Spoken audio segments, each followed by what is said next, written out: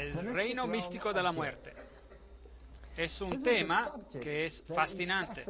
Usted sabe que yo soy un científico y cuando se discute sobre este problema de la muerte, entonces uno se cuestiona sobre qué es la muerte. Y la única definición que usted puede encontrar para la muerte es una definición negativa. La muerte es lo opuesto de la vida. ¿Y qué es la vida? La vida es algo que no está muerto. Eso es todo. Usted realmente no puede explicar la diferencia. Si usted observa las células, y una que está viva y la otra célula que simplemente se acaba de morir, tienen exactamente la misma base química, tienen exactamente las mismas enzimas, tienen todo exactamente idéntico, salvo por una cosa pequeña, y eso es que una de ellas está muerta. Y lo que esa diferencia es algo que ningún científico ha podido alguna vez explicar. Ha sido posible congelar a la vida y reactivar a esa vida, pero nunca ha sido posible hacer que la muerte regrese a la vida. Porque cuando la vida se ha ido, todo se acabó. Leemos de la Reina Valera Antigua: y formó pues Jehová Dios al hombre del polvo de la tierra, y alentó en su nariz soplo de vida, y recibió el hombre una alma viviente. Génesis 2, 7. ¿Es esto lo que dice allí? No, no dice eso. Dice, y fue el hombre en alma viviente. Así que, en otras palabras, si miramos a este texto, vemos que tiene dos componentes. Había polvo de la tierra, esa es la materia, la sustancia material, la cual en sí misma no tiene vida. Y entonces él respiró, alentó en su nariz el soplo de vida. Él le dio vida. Él le dio aquello que hizo de lo que no era vivo. Y después se lo llama un alma viviente. En otras palabras, la combinación del polvo de la tierra más el soplo de vida es igual a un alma viviente. Esa es la fórmula para la vida. Ahora, ¿este soplo de vida representa acaso una entidad viviente por sí misma? ¿Es esto algo que existe en otro mundo, que flota vagando y es una entidad viviente que tiene inteligencia y capacidad de pensar? ¿O es meramente ese soplo, en hebreo ruaj, el fuego, el metabolismo, ese algo que lo hace a uno un ser viviente? Esta es una pregunta muy importante. Ahora, la Biblia dice que uno no recibe un alma viviente, sino que cuando esta combinación ocurre, usted se convierte en alma viviente. Así que aliento, neshama, en hebreo, es aliento, espíritu. La respiración del hombre, el espíritu del hombre. Así que la palabra respiración es a menudo usada intercambiablemente con la palabra espíritu, ruaj, en hebreo. Así que este aliento es algo que hace de un ser viviente. Ahora, si usted piensa sobre esto en términos científicos, el aliento es el intercambio de oxígeno. Y a este intercambio de oxígeno la ciencia le llama el metabolismo. Así que una célula viviente difiere de una que no está viva en que la viviente tiene metabolismo. Hay algo que ocurre en la célula a nivel químico y nadie puede reproducir ese proceso cuando la chispa del metabolismo se ha ido. Ningún científico puede crear la vida. Él puede reunir a todas las sustancias, toda la materia, pero él no puede producir a la vida. Así que ese aliento, esa chispa del metabolismo, es algo que viene de Dios. Cada ser que respira, eso es exactamente lo que significa el término espíritu. En la concordancia inglesa de Strong, la palabra hebrea 07307, ruaj, es una palabra que se traduce como espíritu, viento, respiración, mente, ímpetu, aire, enojo, fresco.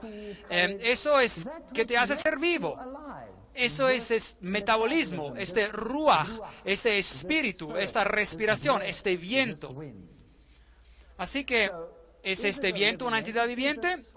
¿O es más bien el individuo que se constituye como tal cuando él es combinado con el polvo y este ruaj, y así él se vuelve un ser viviente? Bien, la fórmula dice, él se vuelve en alma viviente, en un nefesh en hebreo, que significa alma, vida, persona, mente, criatura, cuerpo del sujeto. Usted se vuelve en usted mismo.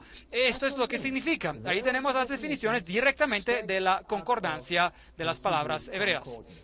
Así que cuando usted está en vida, usted es una nefesh viviente. Usted es nefesh. Usted es un alma viviente. Usted es esa entidad. Usted no está hecho de dos entidades. Usted es una entidad. Y mandó Jehová Dios al hombre, diciendo, de todo árbol del huerto podrás comer, mas del árbol de la ciencia del bien y del mal no comerás. Porque el día de que comieres, ciertamente morirás. Génesis 2, 16, 17. Ahora, ¿qué significa eso? Querrá decir el texto que en el día que comiera de la fruta, usted será separado de sí mismo e irá y vivirá eternamente en una nube en forma de su espíritu. ¿O significa que los dos se separarán? El nefesh se desintegrará de nuevo en la materia y Dios toma su ruaj, su vida, su espíritu que Él le dio, lo que le dio vida, Él lo retira y regresa a Él. ¿Y qué queda entonces? Polvo. Eso es todo. Así es eso. Eso es todo. Y es muy importante que nosotros entendamos este asunto, y esto es lo que la Biblia realmente dice. Pero el diablo dijo algo diferente. La mentira del diablo. No moriréis. Génesis 3:4. Entonces, Dios dice, ciertamente morirás. Y morirás, morir significa no vivir. ¿Es correcto o incorrecto? Correcto. Pero el diablo dice, no, usted ciertamente no morirá. Lo que realmente quiere decir es que usted seguirá viviendo. Ahora, dígame, en el mundo hoy en día, ¿qué se cree? ¿Qué usted cree? ¿Se cree que usted morirá o que usted vivirá para siempre? Si usted ha sido malo, usted va a un lugar caliente, pero si usted ha sido bueno, usted va a un buen lugar. ¿No es acaso esto lo que el mundo cree? Así que, en otras palabras, el asunto no está tan mal, porque lo que ocurre es que uno se deshace de este cuerpo, pero yo continúo viviendo. ¿Cuál es la gran diferencia? ¿Cuál es la gran diferencia? De todos modos, yo viviré eternamente. Pero Dios dijo que morirás, y el diablo dijo, no moriréis. Así que uno de ellos está mintiendo y uno de ellos está diciendo la verdad. Romanos 6:23 dice, la paga del pecado es muerte.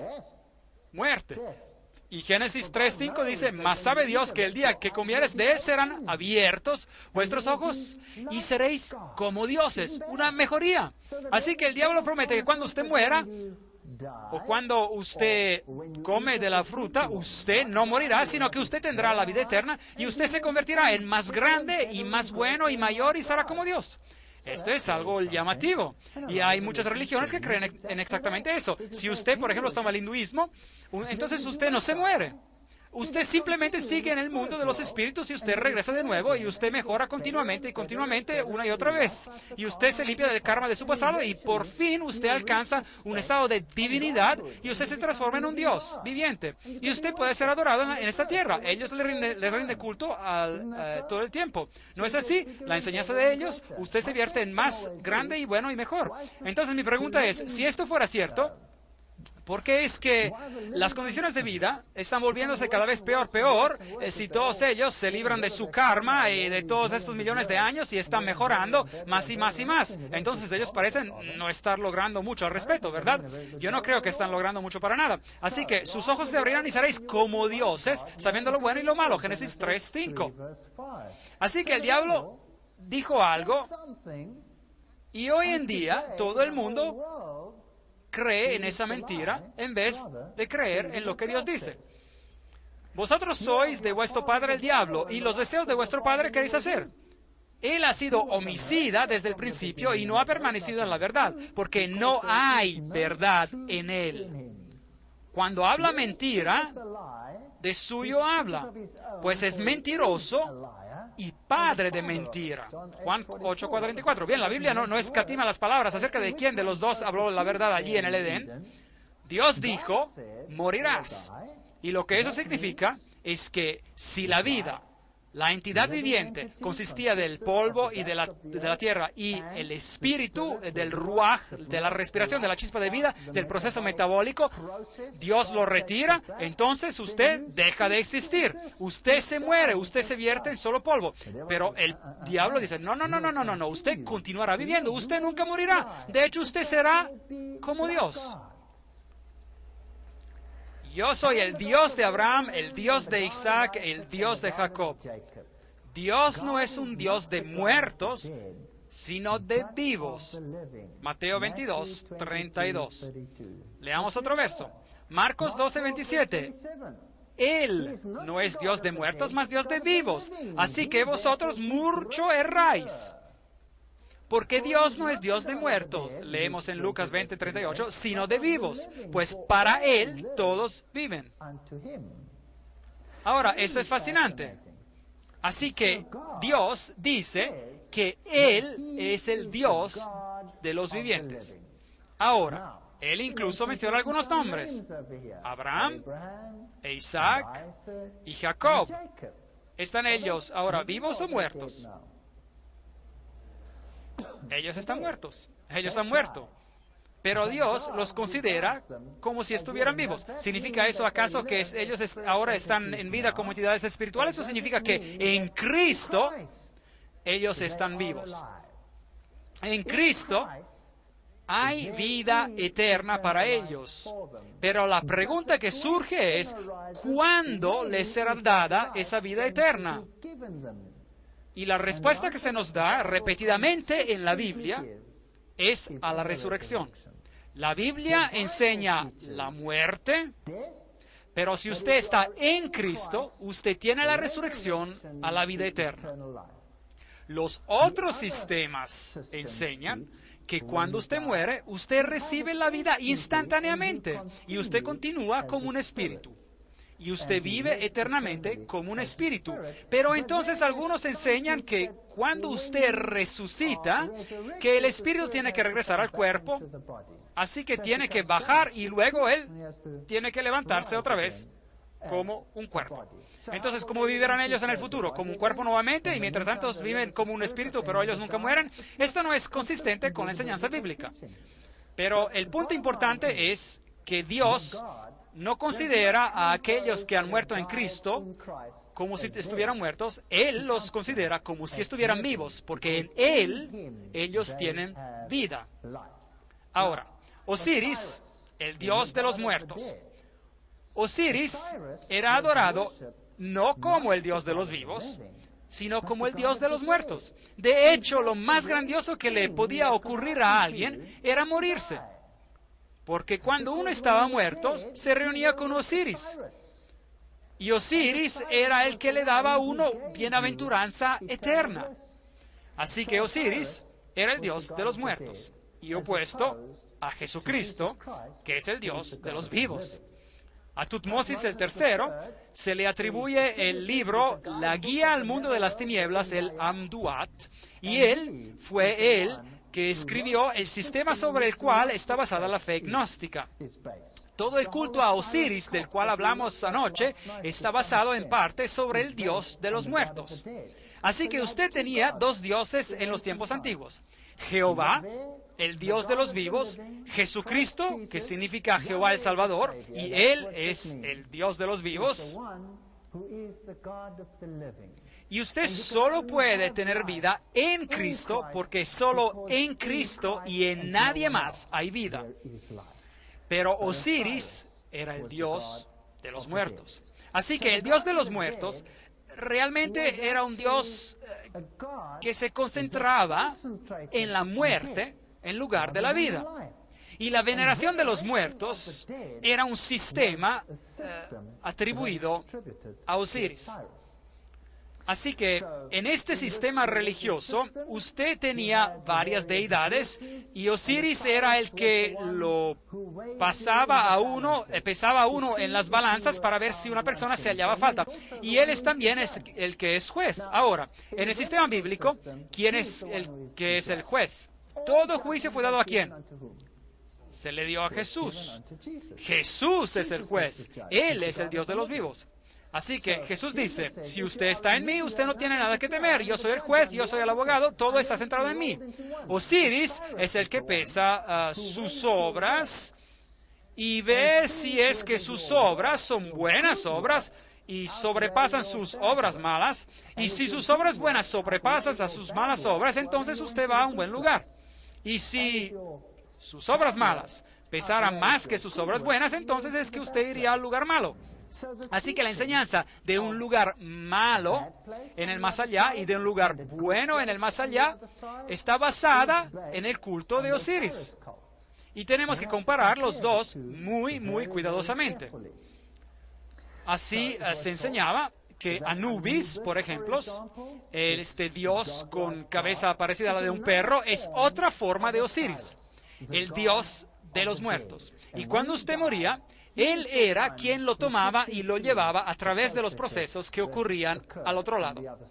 Así que cuando el faraón moría, su clan entero era muerto, todo su personal tenía que morir con él, y ellos probablemente morían bastante alegres porque se irían al más allá y les servirían en un puesto mucho más exaltado que el que habían tenido anteriormente.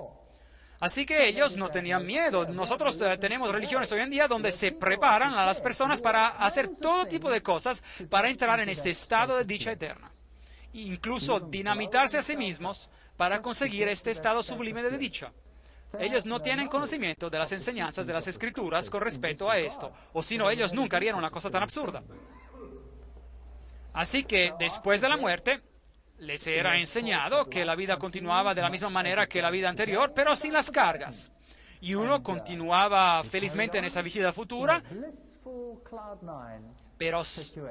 pero la veneración y la consulta de los muertos son prohibidas en las Escrituras. Deuteronomio 18, 10, 12 nos dice, no sea hallado en ti quien haga pasar su hijo o su hija por el fuego. Dígame, ¿hay religiones hoy en día que caminan en el fuego? ¿Sí o no? Absolutamente sí. Simplemente vaya al Oriente. ¿Y qué hay con respecto de nuestras religiones en nuestro mundo, en nuestra sociedad occidental?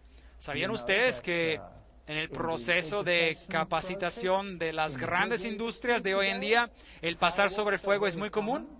Como hay entrenadores mentales de la nueva era que lo entrenan a uno para tomar posiciones de autoridad dentro del mundo de los negocios y ellos lo llevan a caminar sobre fuego repetidamente y así usted supera estos miedos. Esto es algo que Dios prohíbe. Sigue el texto. Ni quien practique adivinación, ni agorero, ni sortílego, ni hechicero. Hoy en día se mira favorablemente a Harry Potter y a sus amigos, ¿correcto? Él es ser un mago o una bruja. Ni encantador, ni adivino, ni mago, ni quien consulte a los muertos, porque es abominable para Jehová cualquiera que hace estas cosas. Y por estas cosas abominables, Jehová, tu Dios, expulsa a estas naciones de tu presencia. Deuteronomio 18, 10 a 12. Increíble. Ahora, si usted fuera exaltado tan favorablemente y tan espiritual y tan cerca de Dios y tan maravillosos, y si usted estuviera muerto, entonces, ¿por qué Dios dice que no es permitido hablar con cualquiera de estos o comunicarse con el mundo espiritual en el más allá? ¿Por qué no es permitido ser un mago? ¿Por qué no es permitido hacer estas cosas? ¿Por qué no? Porque cuando uno está muerto, usted queda totalmente muerto. Entonces, ¿quién está actuando la parte del vivo cuando usted está realmente muerto? ¿Quién es ese entonces? Debe de ser Satanás, el engañador y las fuerzas demoníacas. Así que cuando usted llama los nombres de estos muertos, usted no está llamando a los espíritus de sus difuntos. Usted realmente está llamando a los espíritus de demonios. Y ellos no tienen ningún problema para personificar a aquellos que vivieron antes de nosotros. Cualquiera que entrara en contacto con una persona muerta o con una tumba era considerada inmunda y no podía tomar parte en el culto del templo. Ahora, eso no significa que si alguien en su familia se moría, que usted no podía enterrarlo, porque ellos enterraban a sus muertos. Ellos enterraron a Abraham, ellos enterraron a Isaac, ellos enterraron a Jacob, ellos llevaron los huesos de José con ellos de regreso a la tierra prometida. Así que no tiene nada que ver con enterrar a sus muertos o algo así, o de rendir los últimos homenajes a alguien que ha fallecido, o para mostrar el pesar con aquellos que están llorando. Esto tiene que ver con la veneración, tiene que ver con la adoración. Así que Dios separó los sistemas de culto que involucraban a los muertos, los alejó tanto como el este está alejado del oeste, tanto así Él separó estos sistemas de su sistema de culto. No debería de haber absolutamente ninguna duda acerca de cuál veneración de los muertos. En absoluto, los dos tenían que estar totalmente separados. Así que Dios dijo, nadie entrará en mi templo a rendir culto de adoración sobre los cuerpos muertos. Eso no significa que usted no puede enterrar a alguien que ha muerto. Yo no estoy hablando sobre esto. Se está hablando sobre la adoración. Quien quiera que toque a alguien muerto a espada en el campo, o un cuerpo muerto, o los huesos de un hombre, o una tumba, será inmundo por 7 días. Números 19-16. Así que usted no debería entrar en contacto con las tumbas. ¿A qué se debe esto? ¿Por qué hizo Dios una distinción tan estricta sobre esto? Porque el paganismo cree en la veneración de los muertos.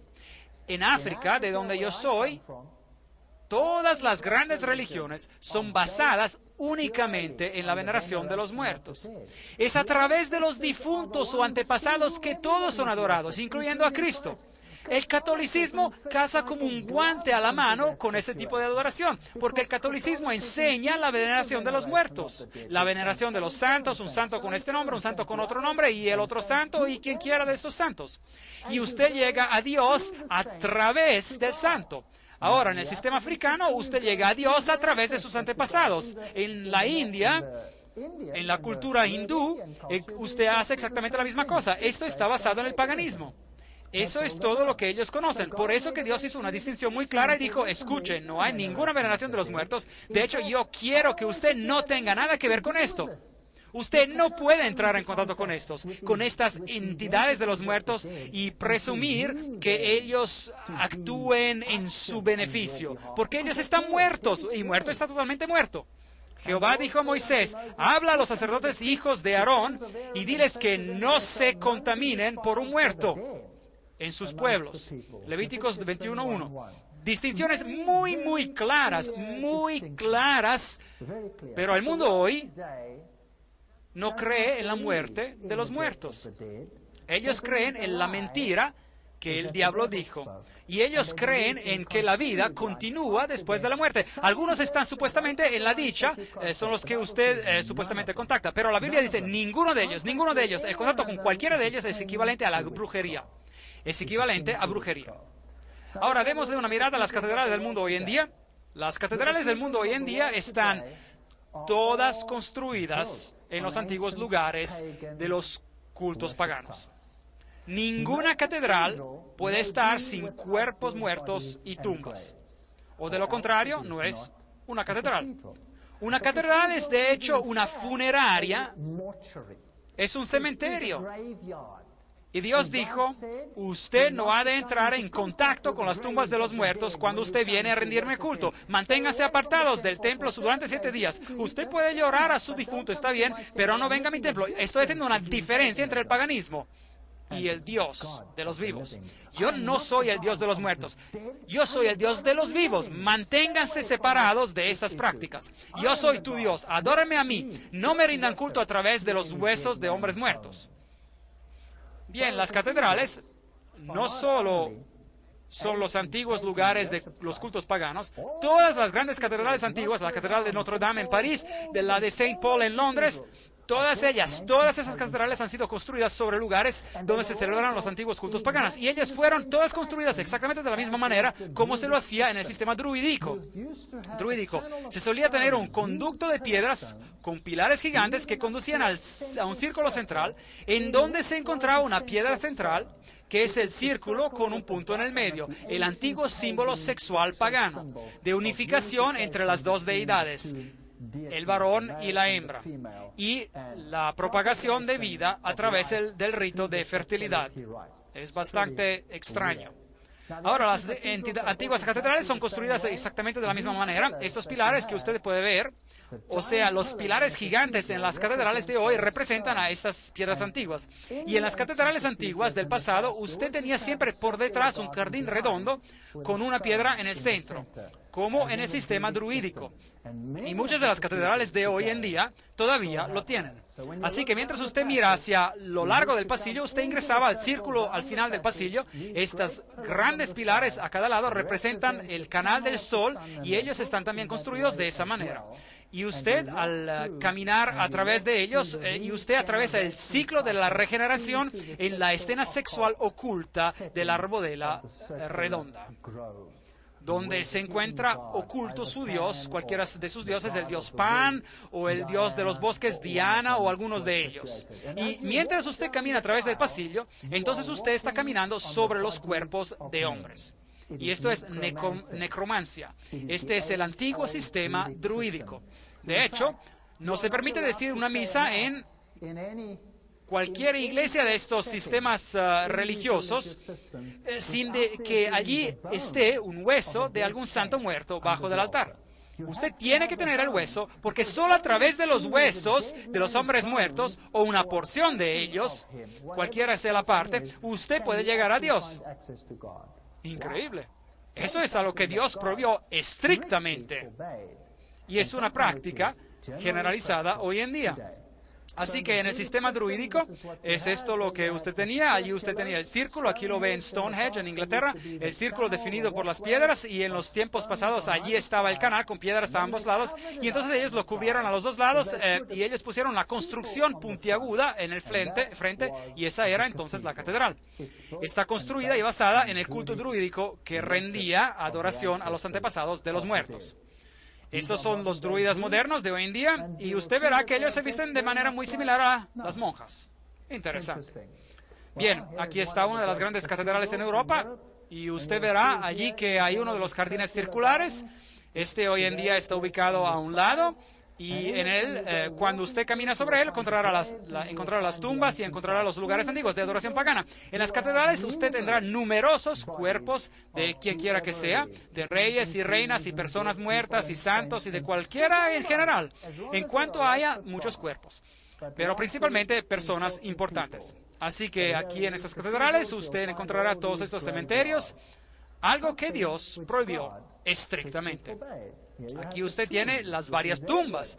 Esta es el rey Eduardo en su sepelio oficial. Noten la decoración de los conos de pino y todos esos otros símbolos que se usan en el paganismo. Este en particular aquí es el hueso de un santo. Yo he estado en muchísimas catedrales y yo siempre me he preguntado, ¿quién es el santo en particular que está debajo al altar? Porque en el altar, donde se dice la misa, es donde se encuentran las estructuras de hueso en particular. Así que, por ejemplo, este que tenemos aquí proviene de la catedral en Londres, Inglaterra, donde debajo del altar, en el sótano, usted encontrará estas tumbas y reliquias. Y si usted alguna vez tiene la oportunidad, entonces entre en los sótanos y véalo por usted mismo. Usted los encontrará allí.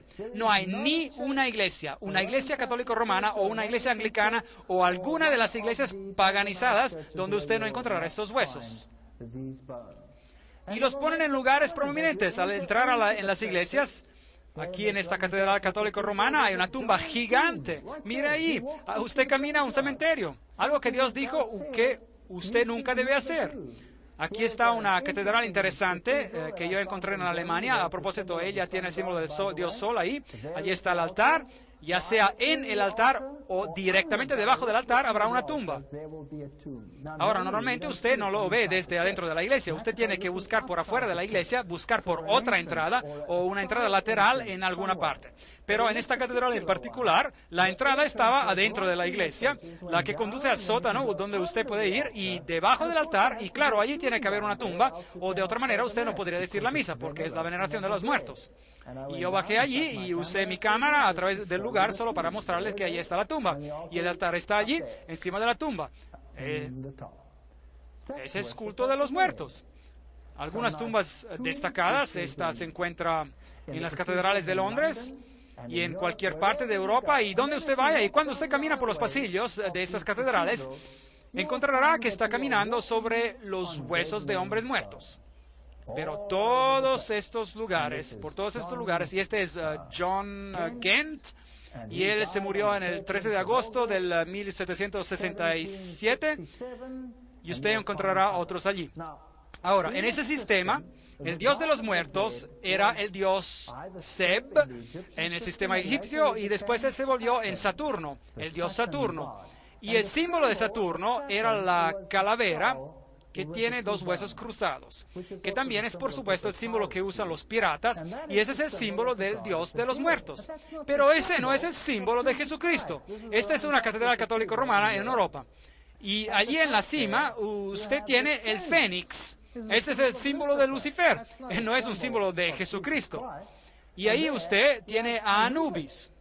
Ellos no lo esconden, ni siquiera. Anubis es el dios de los muertos, el dios de los egipcios muertos. Así que elija usted, ¿estamos sirviendo al Dios de los muertos o estamos sirviendo al Dios de los vivos? Solo podemos servir a uno o al otro. Ahora, ¿qué hay sobre el catolicismo en general? El Papa entre nosotros. La beatificación del padre José Gerard. Este es un ejemplo moderno de hoy en día de cómo un ser humano se beatifica, declarado ser santo, y usted se sorprenderá de quién se declara ser un santo. Cualquiera que hace algo por Roma se le declara para ser un santo. Ellos están actualmente discutiendo la beatificación de Conrad Ardinal. Increíble. Pronto usted podrá también honrarle a él. Bien, de cualquier manera, de nuevo aquí está el símbolo del sol delante de él. Y en el catolicismo la veneración de los muertos es muy, muy prominente. Por eso las religiones paganas antiguas se asocian tan prontamente con el catolicismo. En este monasterio en particular, aquí están los huesos y los esqueletos de todos los monjes que han vivido alguna vez a lo largo de las eras del catolicismo en este monasterio en particular. Aquí, cuando usted moría, usted no era enterrado, usted era puesto al lado por un tiempo hasta que se lo limpiara, y entonces usted se volvía parte de la decoración. Y cuando usted entra en este lugar, ellos afirman que usted puede beneficiar de las obras justas de ellos, porque en sus vidas estos monjes hicieron más obras justas de las que ellos necesitaban para ir al cielo. Por lo tanto, se tiene un excedente de justicia. Es una especie de lavatorio donde usted puede tomar un poco de esa justicia para cubrir su falta de justicia. Y yo no estoy haciendo un chiste, esta es doctrina católica. Yo lo sé porque yo era un católico. Aquí usted lo tiene. Tome algo de esa justicia, atraviese el lugar y ore a los muertos. Aquí están todos los huesos y los cráneos parados allí en Ger-Capucci, en Roma. Bien, este es un artículo que dice, trayendo a los antepasados a misa, donde los sacerdotes declaran que están cansados de ser la oveja negra de la familia clerical y quieren que los rituales africanos sean incluidos en sus servicios. Bien, eso es lo que está pasando alrededor de todo el mundo y en África en particular. Y las antiguas formas ancestrales de oración están bien en vida y regresando a ser practicadas así como lo eran en el principio. Así que usted puede orar a estos santos, usted puede pedirles a ellos que hagan meditación para usted y también puede pedir prestado del excedente de justicia de ellos para completar la suya. Y Jesucristo, que es el único mediador y salvador del hombre, está siendo marginalizado. Usted nunca habla directamente con él. Usted tiene que tener una dieta especial por medio de los huesos de todos estos hombres muertos para poder llegar a él. Ahora, cuando usted va al Islam, es exactamente la misma religión. El Islam es también la veneración de los muertos. Y es exactamente igual que el catolicismo en este sentido. Y es por eso que detrás de las escenas no hay ningún problema entre las religiones. Esta es la famosa mezquita Hayat en Siria, la mezquita más antigua. Y a propósito, esta es la mezquita que el Papa escogió para pedir su disculpa por todos los hechos que pasaron en el pasado en el nombre de la religión. Y yo estuve enfrente de esta mezquita y yo quedé asombrado al ver lo que hacían allí. Aquí usted puede ver a los musulmanes que oran frente a este sepulcro en particular. Este es un sepulcro fascinante, porque en ese sepulcro en particular, en la mezquita de Hayat, yace el cuerpo de un personaje interesante. Y de hecho, no es el cuerpo entero, sino simplemente es la cabeza de esa persona en particular que está en alguna parte de allí enterrada bajo uno de estos pilares. Y eso es lo que hace que esta mezquita sea un lugar de adoración. ¿Alguien sabe de quién es la cabeza que está en esta mezquita? Juan el Bautista. Ahora, usted podría asombrarse al oír de que Juan el Bautista, que es venerado por los cristianos,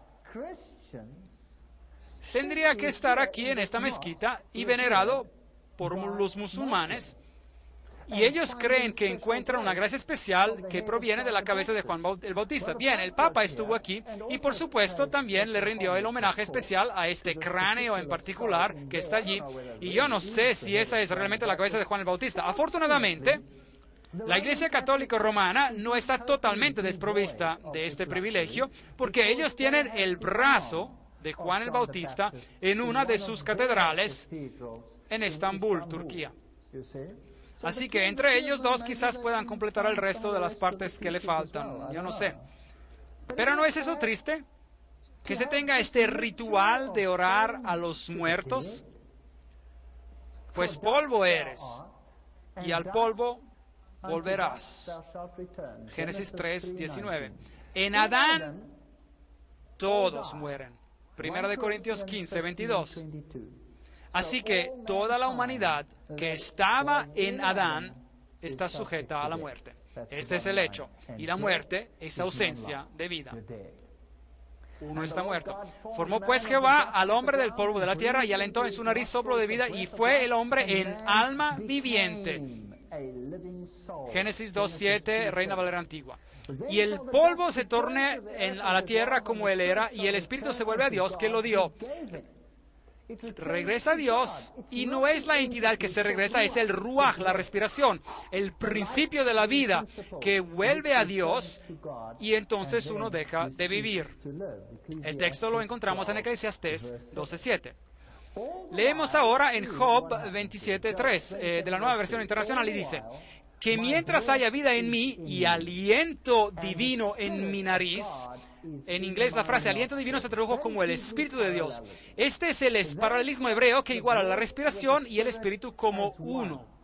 En otras palabras, él está diciendo, esta es la situación y esta es la situación, repitiendo el concepto en otras palabras. El paralelismo hebreo, como nosotros también hemos visto en la concordancia, identifica este elemento dador de vida, el espíritu, con la respiración, con el elemento dador de vida por parte de Dios. Mientras haya vida en mí. Este es el principio que da la vida. El hecho de que yo respiro significa que yo estoy vivo. Y el aliento divino en mi nariz, o el espíritu divino en inglés, este aliento que está en mi nariz, y es por eso que yo estoy vivo. Y si Dios quitara este aliento fuera de mí, este elemento dador de vida, ¿qué me sucedería? Es la muerte. Yo muero. Escuchen esto. Ezequiel 18:4 dice, el alma, el nefesh en hebreo, el alma que peque, esa morirá.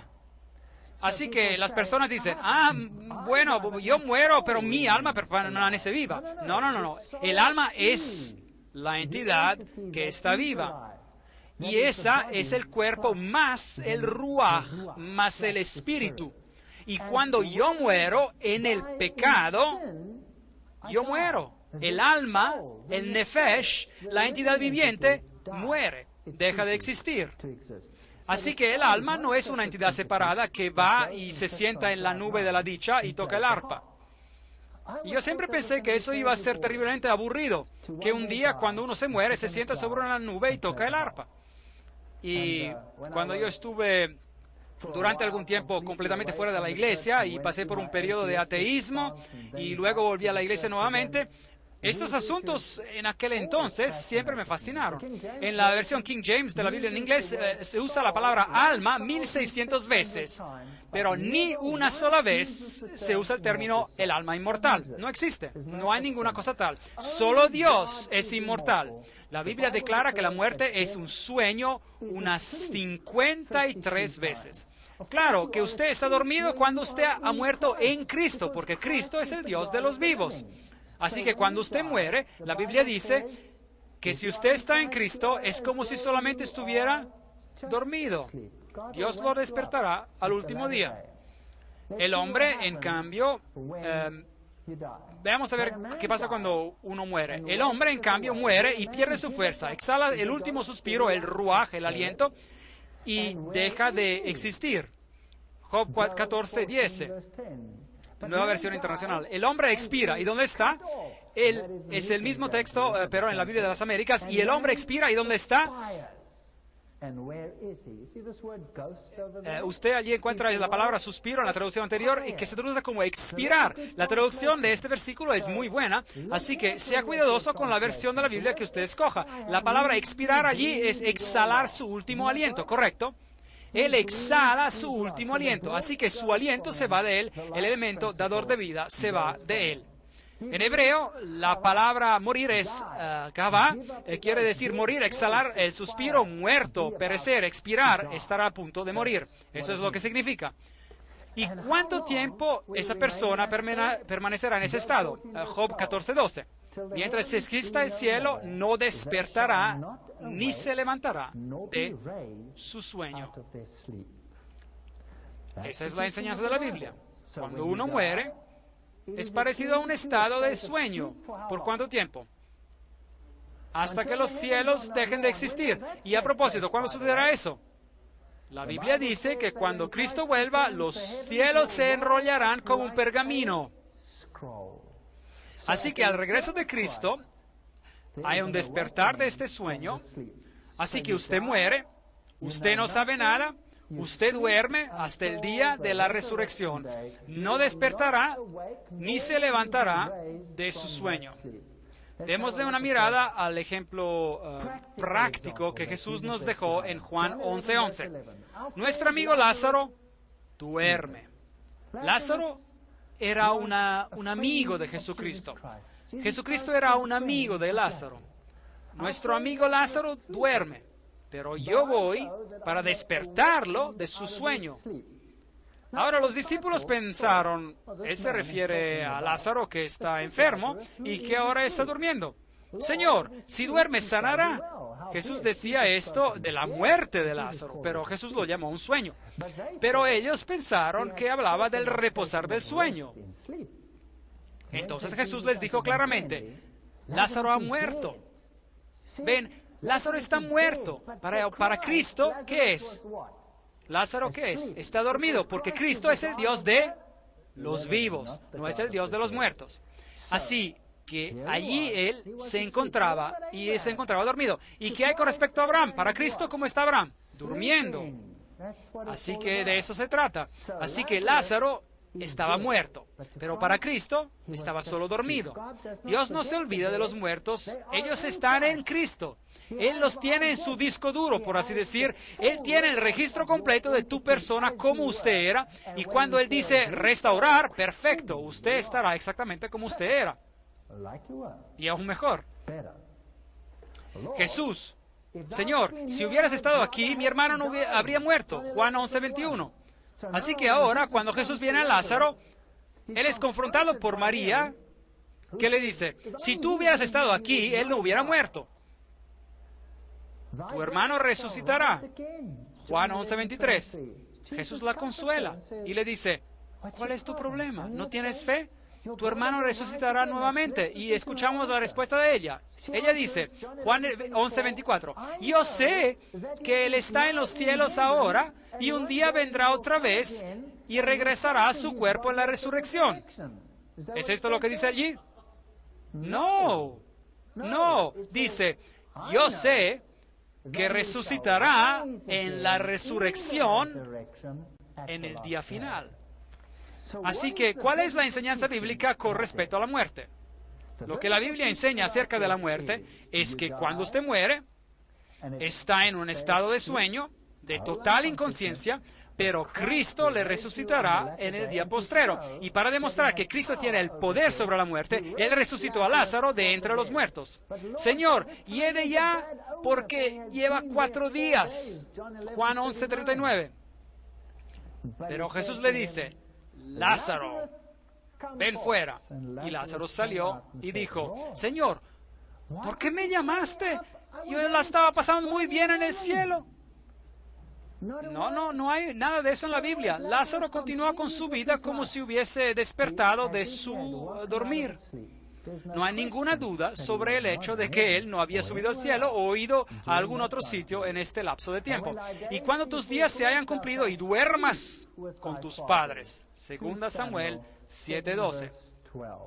A Daniel le dijo, lean en el último versículo del libro de Daniel, y le dice, Daniel, tú reposarás y te levantarás para recibir tu heredad al fin de los días. Daniel 12:13. Todos ellos están durmiendo en Cristo. ¿Hay una existencia consciente después de la muerte? Nosotros tenemos que contestar esta pregunta, es muy importante. Y en Salmo 146:4 dice, pues sale su aliento, este es el ruaj, este elemento dador de vida, este Espíritu de Dios retorna a Dios y vuelve a la tierra, y en ese mismo día perecen sus pensamientos. Así que cuando usted muere, los pensamientos ya no siguen. No hay ningún pensamiento cognitivo, porque los que viven saben que han de morir, pero los muertos nada saben, ni tienen más recompensa. Su memoria cae en el olvido, también perecen su amor, su odio y su envidia. Eclesiastes 9:5 y 6. Así que cuando se nos dice que hay una casa encantada allí, y está encantada porque el hombre que vivió allí tenía una relación ilícita y así, y entonces ellos se mataron y ahora ese lugar está encantado porque ellos se están disputando constantemente y están peleando y están envidiosos sobre las relaciones que ellos tenían anteriormente. ¿Es eso bíblico o no? Eso no es para nada bíblico. Es totalmente contrario a la Biblia, porque los que viven saben que han de morir, pero los muertos nada saben. También perecen su amor, su odio y su envidia. Así que cuando el príncipe Carlos de Inglaterra consulta al conde Mountbatten, que está muerto, ¿con quién están hablando? Él no está hablando con el conde Mountbatten, él lo pensará a lo mejor, pero la Biblia dice que el conde Mountbatten no lo puede ayudar en nada porque sus pensamientos perecieron. Él ya no está allí. No alabarán los muertos a Jehová, ni cuantos desciendan al silencio. Salmos 115:17. Así que cuando usted muere, las personas dicen, esta persona está ahora en los cielos, ante la presencia de Dios, alabando a Dios. No es así. Pero Salmos 115:17 dice que los muertos no alaban a Dios, ni ninguno que descienda al silencio. No hay nada allá abajo, nada. Solo absoluto silencio. En la muerte, nadie te recuerda en el sepulcro. ¿Quién te alabará? Salmo 6:5, nueva versión internacional. ¿Quién te alabará? Nadie. Usted no puede alabar a Dios después de que ha muerto. Si usted quiere alabar a Dios, tiene que alabarlo ahora, porque después no tendrá una segunda oportunidad. No hay un purgatorio donde usted pueda quemar algunos de sus pecados veniales para encontrar mejor favor con Dios. Pues lo mismo le sucede a los hijos de los hombres que a las bestias. Eclesiastes 3:19. Así que no hay diferencia de cómo un animal muere o de cómo un ser humano muere. Dice el texto que pues lo mismo le sucede a los hijos de los hombres que a las bestias. Como mueren las unas, así mueren los otros. Así que los animales y seres humanos todos mueren de la misma manera, dice el texto. Y todos tienen un mismo aliento de vida. Un mismo aliento de vida. Ahora, muchas iglesias enseñan que las personas cuando mueren van al cielo, pero los animales no, porque ellos no tienen un alma. Pero esto no es bíblico. Aquí está el texto bíblico. Y la Biblia no se puede contradecir a sí misma. Todos mueren de la misma manera. Ese animal tiene exactamente el mismo metabolismo que cualquier ser humano. Cualquier científico les puede decir eso. Yo puedo trasplantar el órgano de un animal en un ser humano, y si podemos evitar el problema del rechazo por parte del cuerpo, usted probablemente sobrevivirá. Así que no hay ninguna diferencia en la manera en que un hombre vive y cómo un animal vive. La única diferencia es que un ser humano toma decisiones cognitivas en su vida y está sujeto al juicio de Dios. Y por consiguiente, puede estar en Cristo o afuera de Cristo. Así que los animales mueren de la misma manera que los seres humanos. Ellos todos tienen un mismo espíritu, ruach, el elemento dador de vida. Y el texto continúa diciendo, así que no es más el hombre que la bestia. ¿No es eso interesante? Nosotros debemos de leer la Biblia cuidadosamente. Isaías 38:18 dice, de hecho hay una armonía hermosa a través de toda la Biblia. Isaías 38:18 dice, en la Nueva Versión Internacional nos dice, el sepulcro nada te agradece, la muerte no te alaba. Los que descienden a la fosa nada esperan de tu fidelidad. La decisión se tiene que tomar ahora, no después. Todo lo que te venga a la mano para hacer, hazlo según tus fuerzas, porque en el Seol, es decir, en el sepulcro, a donde vas, no hay obra, ni trabajo, ni ciencia, ni sabiduría. Eclesiastes 9:10. Así que cuando usted está muerto, y si usted quiere hacer algo, hágalo ahora. Si usted quiere arreglar algo con alguien, con una persona que ha tenido algún problema, hágalo ahora, porque usted no podrá hacerlo más tarde. Usted no va a poder regresar después como espíritu o fantasma y arreglar el asunto o pelearse para siempre y después hablar de casas encantadas o lo que sea. Eso es demonología, eso es espiritismo. Imagínese cuánta confusión pudiera evitarse si las personas aceptaran la doctrina bíblica sobre la muerte. ¡Qué maravilloso alivio! Yo me sentí tan aliviado cuando supe que mi madre dormía. Y yo tengo ahora la certeza de que un día ella resucitará en Cristo. Yo tengo la certeza sobre esto. Mi madre no conoció toda la verdad, pero yo sé que Dios la juzgará según lo que ella sabía. Mi madre murió cuando yo tenía 12 años. Y yo siempre estaba angustiado cuando yo hacía cosas malas y pensaba, oh mamá, por favor, discúlpame, por favor, cierra tus ojos para que no veas esto. Ahora yo sé que mi madre está dormida. ¡Qué alivio! Que ella no tiene que preocuparse por mí, ni desesperarse, ni entrar en pánico en el más allá, viendo si hago esto, aquello, bien o mal, si hago lo correcto o lo malo. Está dormida. Y un día yo tendré una buena conversación con ella cuando el Señor la resucite de los muertos. Esa es mi esperanza. Esa es una broma bastante vieja, pero todavía es cómica. Paul Adam, 1902, en su lápida dice, deténgase mi amigo al pasar por aquí, así como usted es ahora, así también una vez yo fui. Yo como soy yo ahora, usted pronto también lo será. Así que prepárese para seguirme. Y seguirlo a usted no es de mi agrado hasta que yo no sepa a dónde es que usted fue. Bien, esa es una respuesta muy simpática. Ahora, ¿qué se puede decir sobre esto? Ese es el lugar del nacimiento del espiritismo moderno. En ese sitio estaba la casa de Hydesville, el hogar de las hermanas Fox, y esta es su lápida, y dice, el 31 de marzo del 1848, no hay muerte, no hay muertos. ¿Y ese es el lenguaje de Dios o es el lenguaje de la serpiente? Es el lenguaje de la serpiente. Muy interesante. Ahí están ellas, las tres hermanas Fox. Ellas son las que empezaron el espiritismo moderno porque ellas escuchaban golpes, repiqueteos en las paredes de su casa, y ellas respondían a los repiqueteos, tac, tac, tac, tac. Y entonces los espíritus también, tac, tac, tac, tac. Y así se estableció la comunicación moderna con el mundo de los espíritus. Y se abrió para el mundo occidental. Claro, en las culturas antiguas siempre habían existido esas prácticas, en la cultura africana, en la cultura egipcia, en la cultura babilónica y en la cultura oriental. La consulta con los muertos venía siempre practicada. Pero para la mente moderna, occidental y cristiana, esta fue la cuña de la apertura. El espiritismo dice que los muertos saben más que los vivos. Y la serpiente le dijo a la mujer, no morirás.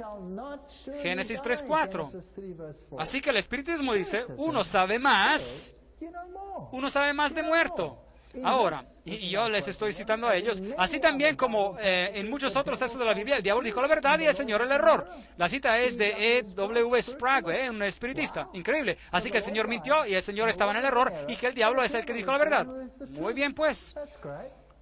El espiritismo afirma que los muertos no están muertos. El principio fundamental del espiritismo es que los seres humanos sobreviven a la muerte física.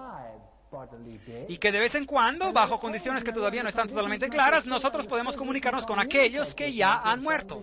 La cita es de J. Arthur Hill, en Espiritismo, la historia de los fenómenos y de la doctrina, en la página 25. Así que ellos dicen, uno no está muerto, pero la Biblia dice que sí, uno está muerto. Bien, una de las dos fuentes está mal. ¿Es correcto o no? Una de las dos fuentes está equivocada. Dos, el Espiritismo afirma que los muertos se comunican con los vivos, que no hay ninguna muerte en el cementerio. Yo tengo conversaciones frecuentes con los muertos. Yo no puedo dudar que las personas vivan después de la muerte porque yo frecuentemente hablo con ellos. Esto es según el Sir Oliver Lodge. Increíble. De hecho, el espiritismo está bien vivo y está siendo practicado en los estratos más altos de la sociedad de hoy. En los más altos estratos de la sociedad. Reyes y reinas, emperadores y presidentes, todos ellos lo practican. Muy interesante. Y es algo que la Biblia prohíbe. El Pensador Progresivo, del 18 de mayo de 1929, dice, lo que el espiritismo es y hace es quitar todo el miedo de la muerte, la cual es realmente el portal hacia el mundo espiritual. Este es el misticismo oriental. Esto es rendirle culto de adoración a Osiris y a Anubis. Y él enseña que la muerte no es la cesación de la vida, pero un simple cambio de condición, nada más. Y que el espiritismo es el mensaje de Dios a los mortales declarando que no hay muerte. Que todos los que han ya fallecido siguen viviendo. Que hay esperanza en la vida del más allá, aunque uno sea el más pecador. Ay, así que siga pecando, no es importante porque usted puede arreglarlo más tarde. Eso es interesante. Y que cada alma progresará a través de los años a alturas sublimes y gloriosas, donde Dios es amor y el amor es Dios. Y yo siempre digo, miren a India, miren a Calcuta, a ver si es que los miles de años de reencarnación han mejorado la calidad de la vida ahí. Es ridículo. Es la mentira más patética en el universo. Y el diablo la originó y el mundo la cree. Esa es la verdad del asunto.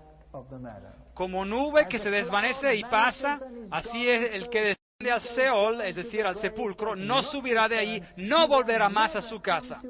Job 7, 9 a 10. Usted no puede hablar con los muertos porque los muertos no saben nada. Si usted se comunica con los muertos, usted está hablando a un demonio que dice, yo soy tal... Yo tengo citas grabadas de estos mensajes. Mi suegro estaba profundamente involucrado en el espiritismo. Él era un miembro muy prominente de la nueva era. Él creía en todo este material. Yo podría contarle historias que usted no creería. No falten a la siguiente conferencia. Trata sobre el movimiento de la nueva era. Increíble. Si sus hijos reciben honores, no lo sabrá. Pero, ¿qué es lo que predicamos en los entierros? Que ellos le están mirando desde arriba. Así que nadie esté triste. Y sigue el verso. Si son humillados, no se enterará. Job 14, 21. ¡Qué consuelo! Que a mi madre nunca vio mis errores o mis malas decisiones o lo que sea, porque ella duerme. Más vienen los años que están contados y yo me iré por el camino sin regreso. Job 16, 22. Hasta que el Señor venga. Y de la manera que está establecido para los hombres que mueran una sola vez y después de esto el juicio. Hebreos 9, 27. Se acabó. Este versículo le pone fin al concepto de la reencarnación. Adiós. O uno cree en la Biblia o uno cree en la mentira. Una de estas dos opciones. No hay ninguna reencarnación, no hay ningún ciclo, no hay ninguna segunda oportunidad. Es ahora o nunca. Está establecido para los hombres que mueran una sola vez y después hay una resurrección y después hay el juicio, sea que a uno le guste o no. Y si os dicen, preguntad a los encantadores de los adivinos que susurran hablando. Susurran y hablan y hacen sonidos interesantes, responded. Hacen sonidos interesantes. Responded, ¿no consultará el pueblo a su Dios? ¿Consultará a los muertos por los vivos? ¿Qué hacen consultando a los muertos para los vivos? Nos dice Isaías 8:19. Hable con Dios. No consulte a los muertos, no consulte a las estrellas, ni a los espiritistas, ni a los brujos, ni a los necromancios. A la ley y al testimonio. Si no dijeren conforme a esto, es porque no les ha amanecido. Isaías 8:20. Si ellos no hablan según la Biblia, olvídese de ellos. olvídese de ellos. Olvídese de ellos. Están mintiendo. Así que el espiritismo y la muerte están unidos, pero Dios y la vida están unidos. No os volváis a los encantadores ni a los adivinos, no los consultéis contaminándoos con ellos. Yo soy Jehová, vuestro Dios. Levítico 19:31. Quizá para algunos las películas de Harry Potter son agradables, pero ellas siembran semillas en las mentes jóvenes que madurarán en frutos de injusticia. Entidades espirituales que salen de armarios aullando por los lugares, los buenos espíritus, los malos espíritus, las brujas buenas, las brujas malas. ¡Qué cantidad de basura! Y nuestros niños están haciendo estas cosas que ven. ¿Y dónde? Hasta en la iglesia. Increíble. La cita de Levíticos 19:31. No confiéis en los príncipes ni en el hijo de hombre, porque no hay en él salvación. Saldrá su espíritu, su ruaj, su vida. Se volverá en su tierra, regresa a ser el polvo. En aquel día perecerán todos sus pensamientos. Salmos 146, 3 y 4. Así que los antiguos egipcios creían en la doctrina pagana de la inmortalidad del alma y ellos la enseñaban fervorosamente en Alejandría. Ahora, usted sabe algo que es interesante, que los judíos, al igual que las personas hoy en día, pensaron que podían obtener una mejor educación a las universidades del mundo. Así que ellos se fueron a estudiar la teología de las naciones y muchos de ellos recibieron su educación en Alejandría. Los saduceos pertenecían a este grupo. Los saduceos creían que cuando usted moría, usted se iba directamente al cielo y allí usted se sentaba en el seno de Abraham. Cuán cómodo era esto. Y si usted tenía algún motivo para orar, entonces usted oraba a Abraham, que estaba muerto, para después de comunicarse con Dios. Eso es la adoración de los ancestros. Usted, pues, porque usted ora por medio de Abraham a Dios, usted usa un intermediario. Y ellos enseñaban, tal como ellos se lo aprendieron aquí en Egipto, en Alejandría, que cuando usted moría, usted o bien iba al lugar bueno o usted iría al lugar ardiente. Ese es el culto de Anubis o de Osiris. Por otro lado, los fariseos, ¿en qué creían ellos? Ellos creían en la muerte y en la resurrección. Y cuando Pablo fue traído ante el Sanedrín, porque es sorprendente ver qué aliados uno encuentra cuando se está oponiendo a Dios. Cuando se trataba de oponerse a Cristo, los fariseos y los saduceos entraron en perfecta armonía, amigos, buenos aliados. Y cuando Pablo fue confrontado después, él se encontraba en una situación difícil y así que él les lanzó el comentario y él les dijo a ellos, yo soy un fariseo, yo creo en la resurrección. Y ¡boom! ¿Se acuerdan qué pasó? Lo que aconteció, empezaron una disputa tan fuerte entre ellos que ni supieron siquiera qué hacer ya con Pablo. Interesante. Así que esto es lo que los egipcios antiguos creían. Así que la adoración ancestral en la mayoría de los casos es simplemente el espiritismo oriental que sirve como el exponente de la inmortalidad. Contacto con el otro mundo, página 14. Esto es la esencia del todo. También hacen grandes señales, de tal manera que incluso hace descender fuego del cielo a la tierra delante de los hombres y engaña a los moradores de la tierra por las señales que le ha sido dado a hacer. Apocalipsis 13. El espiritismo va a jugar un papel muy importante en los engaños de los últimos días y yo les mostraré diapositivas que los asombrarán en una nueva conferencia llamada Señales y Maravillas. No falte a esa. Son espíritus de demonios que hacen señales, milagros. Apocalipsis 16:14. Cuando María se aparece al mundo católico cristiano, o al mundo islámico, de hecho, como ella frecuentemente, entre comillas, se aparece, ¿quién está apareciendo? María está dormida. María duerme esperando la resurrección. ¿Quién está apareciendo entonces? Es un demonio que se disfraza como María. Y esto no es sorprendente porque el mismo Satanás se disfraza de ángel de luz, 2 Corintios 11:14. El diablo asume el papel de Cristo. Él viene como Maitreya y dice, yo soy su hermano, quien a través de muchos siglos he hecho esto y eso y aquello y lo demás. ¿Qué cantidad de cosas sin sentido son estas? Si Él es tan grandioso porque ha pasado tantos ciclos, entonces todos deberíamos ser tan grandiosos según esa doctrina, porque todos tendríamos la misma cantidad de ciclos, ¿correcto? porque él habría de ser mejor que los demás. Pero todos ellos están muertos, ninguno de ellos vive, porque ellos son demonios. Satanás y las apariciones de María son exactamente lo mismo. O las apariciones de Gaia, o las apariciones de Vishnu, o Shiva, o cualquiera de sus señores o dioses. Todos ellos son uno y la misma cosa. Mateo 7, 22 y 23 nos dice: muchos me dirán en aquel día: Señor, Señor, ¿no profetizamos en tu nombre y en tu nombre echamos fuera demonios? Y en tu nombre hicimos muchos milagros. Entonces les declararé: nunca os conocí. Apartaos de mí, hacedores de maldad. Maldad es anomia en griego, estar en contra de la ley de Dios, o sin la ley de Dios. Efesios 6:11 dice: vestíos de toda la armadura de Dios. Uno no puede creer solo en algunas cosas en la Biblia. Uno se tiene que vestir con toda la armadura para que podáis estar firmes contra las acechanzas del diablo. Si llegara aquí un espíritu apareciéndose y declarando ser Jesucristo, como sucedió en México cuando miles de personas se postraron en un estadio del fútbol donde Él se apareció y lo adoraron, ¿qué pasa? ¿Quién está apareciendo? Y si usted quiere estar firme contra estas manifestaciones extrañas, entonces nosotros debemos armarnos con la Biblia. Bien, algunas personas dicen: ¿y qué hay acerca del ladrón en la cruz? Jesús le dijo: usted estará conmigo en el paraíso. Revisemos cuidadosamente este texto. Y dijo a Jesús: acuérdate de mí cuando vengas en tu reino. Lucas 23, 42. Ese día era el viernes. Y Jesús le dijo a él: de cierto te digo que hoy estarás conmigo en el paraíso. Lucas 23, 43. Así que aquí, supuestamente, el ladrón iba a estar con Cristo en el paraíso en el día que él murió.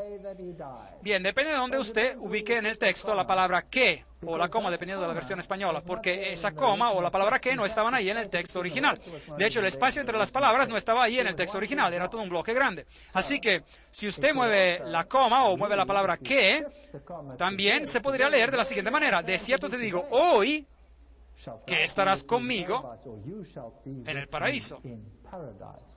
Es decir, tú estarás conmigo en el paraíso. Ahora, nosotros tenemos que hacer la pregunta: ¿Jesús estuvo, el ladrón, contigo después de tu muerte en ese día viernes? ¿Se reunió él contigo en el paraíso, sí o no? Bien. Primeramente, el ladrón no podría haber estado allí porque aún no estaba muerto, porque la Biblia dice que cuando estaba llegando el final del día y acercándose el sábado, ellos estaban diciéndose a los romanos que apresuraran el final de los crucificados porque ellos hasta ahí estaban vivos. Así que fueron y hicieron ¿qué con sus huesos? Le rompieron sus huesos, pero cuando ellos llegaron a Cristo, Él ya estaba muerto. Así que les rompieron los huesos para que no los bajaran de la cruz en el día sábado, porque habría sido un sacrilegio hacer esto en el día sabático. Eso estaría violando el sábado. Así que quebrántale los huesos y ya no pueden hacer eso. Así que primeramente el ladrón no estaba muerto al acercarse el sábado, y segundamente Jesús no estaba en el cielo. Jesús no ascendió al cielo en el día de su crucifixión. Él durmió en su sepulcro. Verifiquemos este hecho. María Magdalena va a la tumba el domingo de madrugada y Jesús le dice a ella: suéltame, porque aún no he subido a mi Padre. Juan 20, 17. Por lo tanto, él no podría haber estado con el ladrón en el cielo ese día, porque él aún no había ascendido a su Padre. Pero ve a mis hermanos y diles: subo a mi Padre y vuestro Padre, a mi Dios y a vuestro Dios.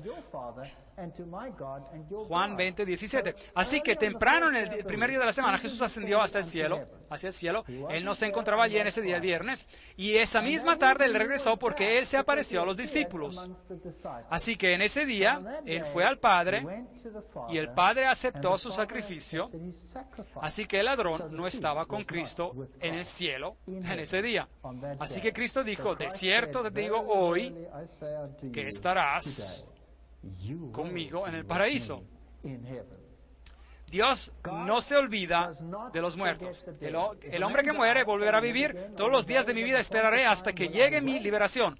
Entonces llamarás y yo te responderé. Tendrás afecto a la obra de tus manos. Job 14, 14 y 15. Así que Él morirá y Él dormirá, y Cristo desea, Él anhela estar con su pueblo. Él casi no puede esperar hasta el día de la resurrección. Así que los muertos que duermen en Cristo, en el día de la resurrección, Jesús les dirá: salid, ya estoy aquí. Y ellos se despiertan. Pero ahora Cristo ha resucitado de los muertos, primicias de los que murieron, es hecho. Así como en Adán todos mueren, también en Cristo todos serán vivificados. Cristo las primicias y luego los que son de Cristo. ¿Cuándo? En su venida, dice el texto. 1 Corintios 15, 20, 23. Ahora, la Biblia dice que había una ofrenda mecida, agitada, una ofrenda de las primicias. Ahora, cuando Cristo resucitó de entre los muertos, hubo un terremoto. O bueno, cuando murió hubo un terremoto. ¿Y qué pasó? Las tumbas se abrieron y los muertos resucitaron. Ciertos muertos en particular resucitaron. Y esos muertos son las primicias de la resurrección y están con Cristo en el cielo. Así que algunos ya están en el cielo. Y además hay otros que también están en el cielo. Enoc nunca murió. Él se fue al cielo. Él fue trasladado al cielo. Elías, él no murió. Él fue trasladado al cielo.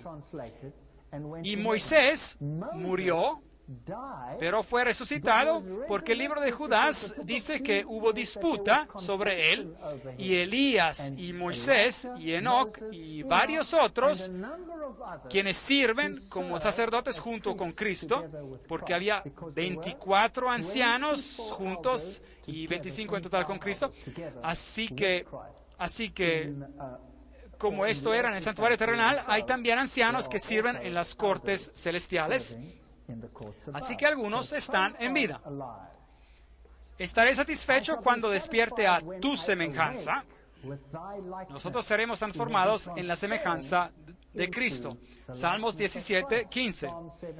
En mi carne he de ver a Dios. Lo veré por mí mismo. Mis ojos lo verán, no los de otro.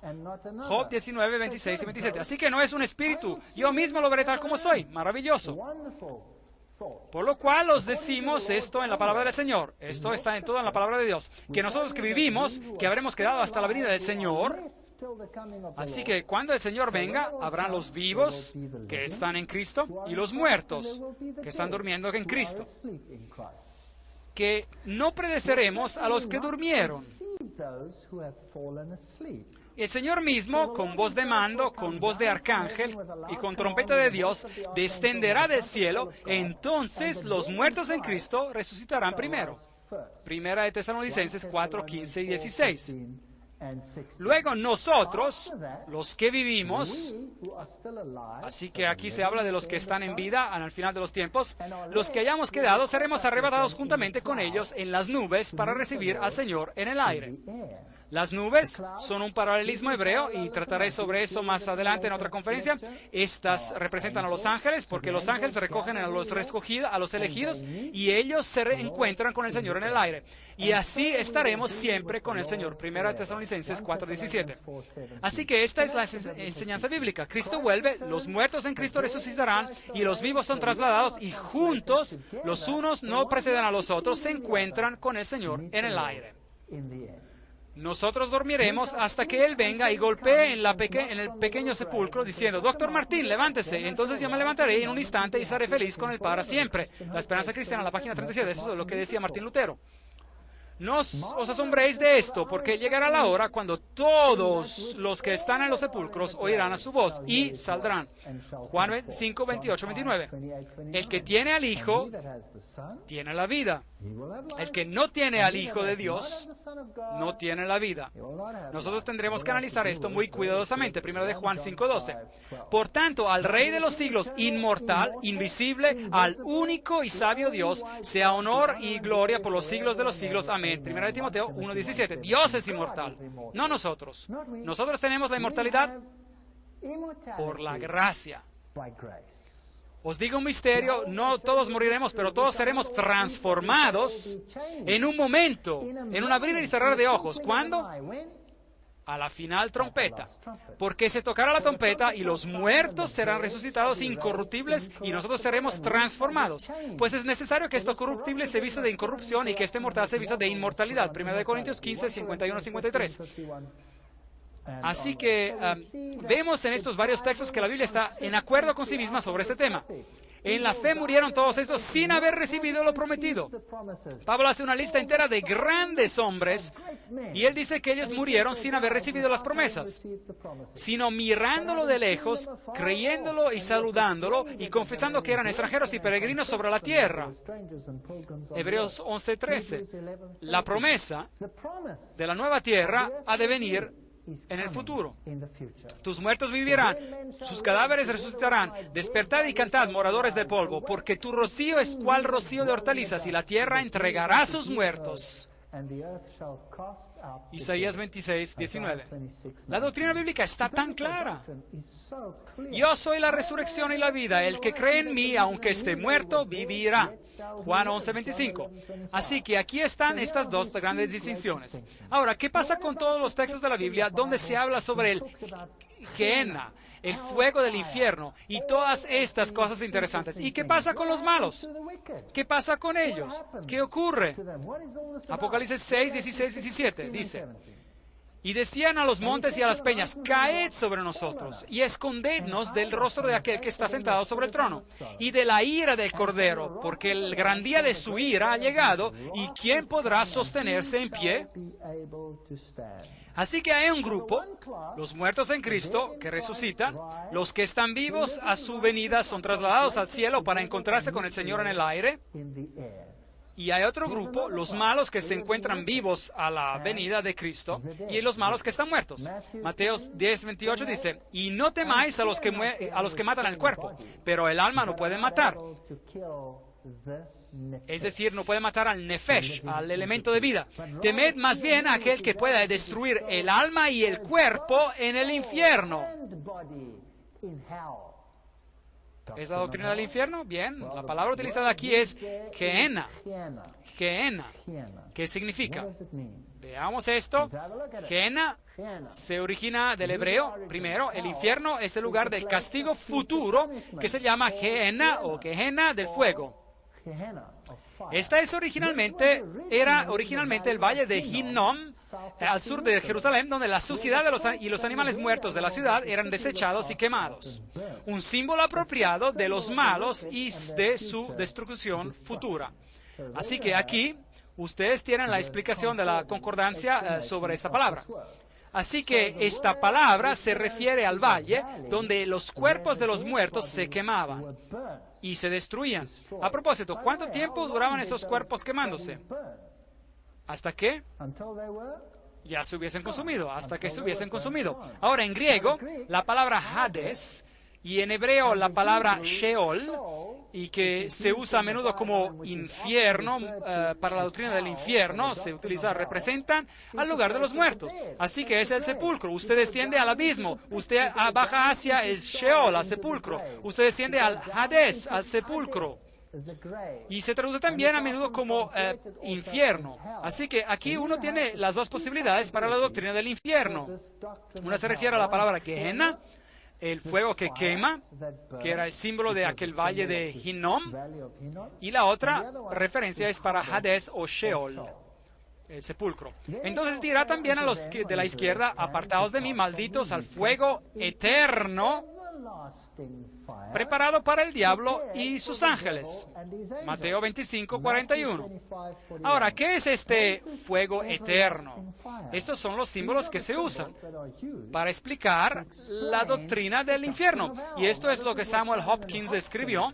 Es la doctrina católica, y él dijo lo siguiente: el humo de su tormenta ascenderá para siempre a la vista de los bienaventurados ante sus ojos. Este despliegue del carácter divino y gloria estará a favor de los redimidos.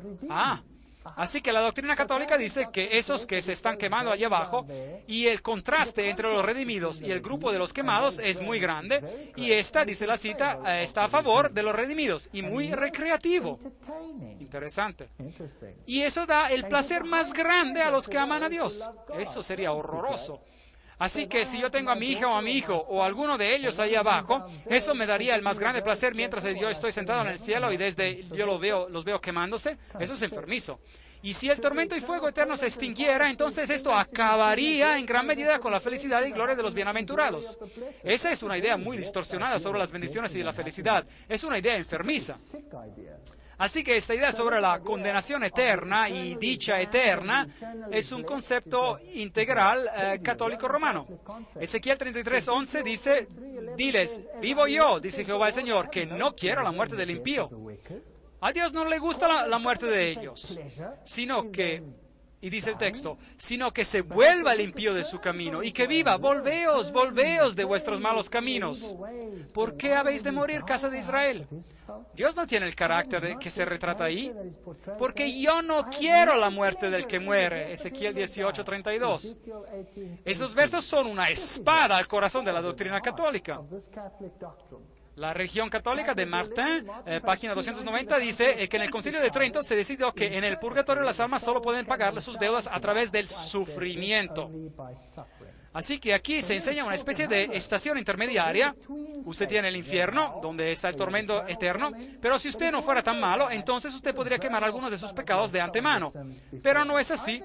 O Dios lo perdona a uno o no lo hace. Deje el impío su camino y el hombre inicuo sus pensamientos y vuélvase a Jehová, el cual tendrá de él misericordia, y al Dios nuestro, el cual será amplio en perdonar.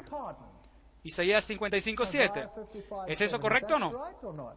Perdonará abundantemente. Desde el este hasta el oeste, Él quitará sus pecados. No hay ninguna estación intermediaria donde usted necesita una antorcha de fuego para quemar el resto que no se perfeccionó. Así que la doctrina del purgatorio no es bíblica tampoco.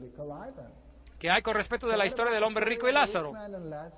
Bien, nosotros ya la hemos explicado. Jesús les estaba hablando a los fariseos y a los saduceos. Y los saduceos enseñaban que cuando usted moría, usted se iba o directamente al cielo o directamente al infierno. Esa era una doctrina de Alejandría, que es donde ellos habían recibido su educación. Y, a propósito, ellos también, como nosotros dijimos, enseñaban que ellos se iban al seno de Abraham. Y ahora Jesús toma su historia y Él se las pregunta con una conclusión al revés. Ellos también enseñaban que si usted era grandioso y bueno y maravilloso en esta tierra, y si usted era uno de los elegidos, nacido entre la sociedad escogida, entonces usted iría directo al seno de Abraham. Bien, así que Jesús toma su doctrina y Él toma todo lo que ellos sostienen y llega a conclusiones opuestas. El hombre rico va al lugar malo. Él representa a Israel, que tenía todo este conocimiento. Y el hombre pobre, que no tenía nada más que heridas, que representaba al pecador, que esperaba por las migajas de lo poco de doctrina que pudiera caer de la mesa de Israel, y él no recibía nada. Él es el que se fue al seno de Abraham. Y entonces los que estaban allí abajo le dijeron a él, Padre Abraham, por favor, ¿podría yo enviarle a alguien un mensaje para que mis hermanos sean advertidos y no vengan acá? Ahora, ¿qué hay de malo con esa historia? Las personas hacen de esa historia una historia literal. Primero, todos los redimidos estarían en el seno de Abraham, y eso no es bíblico. Y segundo, el hombre rico está orando, pidiendo al padre Abraham de hacer algo por él, y eso es veneración a los muertos. Así que todas estas doctrinas en esta parábola apuntan directamente a la doctrina de los saduceos y acaban con ella. Esta es una historia que vuelca las conclusiones que se derivaban de la doctrina de los saduceos y les muestra el aspecto intolerante de esa historia. Que el malo es reservado para el día de la, ¿qué dice? Destrucción. Presentados serán en el día de las iras. Job 21:30, Reina Valera Antigua. En la Biblia usted debe de buscar los textos sobre el asunto y dejar que los textos bien claros aclaren los textos que no están tan claros. Irán estos al castigo eterno y los justos a la vida eterna. Mateo 25:46. Ahora la pregunta es, ¿el castigo va a continuar para siempre y para siempre? ¿O son las consecuencias del castigo que son eternas? Esta es la pregunta que nosotros debemos de contestar. La muerte y el Hades fueron lanzados al lago de fuego. Esta es la muerte segunda. Apocalipsis 20:14. Muy bien. Así que la primera muerte es cuando uno muere, literalmente cuando muere, y entonces usted puede ser resucitado para el juicio, y el lago de fuego es la segunda muerte. Así que el que es condenado muere por segunda vez, y el que no se halló escrito en el libro de la vida fue lanzado al lago de fuego, que es la segunda muerte. Apocalipsis 20:15. Así que, ¿por cuánto tiempo se quemarán los impíos?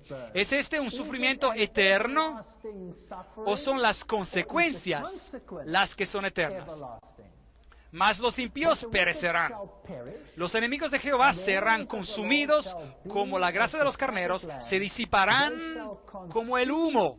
Salmos 37:20. Se disiparán, serán quemados, serán consumidos, nos dice la Biblia. Ahora la Biblia nos dice que ellos serán quemados y serán consumidos. Así que las consecuencias del fuego, del Gehenna, así como esos animales que morían y eran quemados, o aquellos que eran quemados hasta que eran consumidos, ellos serán destruidos, serán quemados y se consumirán. Y de Dios descendió fuego del cielo y los consumió. Apocalipsis 29. Así que ellos serán consumidos. Ciertamente viene el día ardiente como un horno, y todos los soberbios y todos los que hacen maldad serán estopa. Aquel día que vendrá los abrazará, dice Jehová de los ejércitos, y no les dejará ni raíz ni rama. Malaquías 4:1. Ellos serán quemados por completo. ¿Hay ejemplos de esto en la Biblia? Veamos. También condenó por destrucción las ciudades de Sodoma y de Gomorra, reduciéndolas a ceniza y poniéndolas de ejemplo a los que habían de vivir impíamente. Segunda de Pedro 2:6. Ahora, ellos sufrieron las consecuencias del fuego eterno. ¿Y ese fuego ardió eternamente o fueron las consecuencias las que fueron eternas con respecto a Sodoma y Gomorra? ¿Están todavía quemándose Sodoma y Gomorra? No. ¿Pero por cuánto tiempo han desaparecido? Para siempre. Ese es el concepto hebreo de lo que quiere decir eterno, para siempre y para siempre. Lo que se da a entender es que las consecuencias son para siempre. También Sodoma y Gomorra. El texto se encuentra en Judas 1:7. También Sodoma y Gomorra y las ciudades vecinas, las cuales de la misma manera que aquellos habían fornicado e ido en pos de vicios contra la naturaleza, fueron puestas, por ejemplo, sufriendo el castigo del fuego eterno. Este es un ejemplo de las consecuencias eternas de ese juicio. Y serán como si no hubieran existido. Abdías 1:16. En otras palabras, los impíos un día perecerán y dejarán de existir. Dios no los quema para siempre y para siempre y para siempre y para siempre continuamente. Que esto sería increíblemente injusto si fuera así. Por una vida tan corta de hacer lo malo, a causa de esa vida de ser atormentado eternamente. Eso no es el carácter de Dios. Ese es el carácter de otro. La Biblia no enseña eso. La Biblia ha sido distorsionada para que supuestamente enseñe eso, pero no lo enseña. Pisotearéis a los malos, los cuales serán ¿qué? Ceniza bajo las plantas de vuestros pies, en el día en que yo actúe, dice Jehová de los ejércitos. Así que aquí está el punto.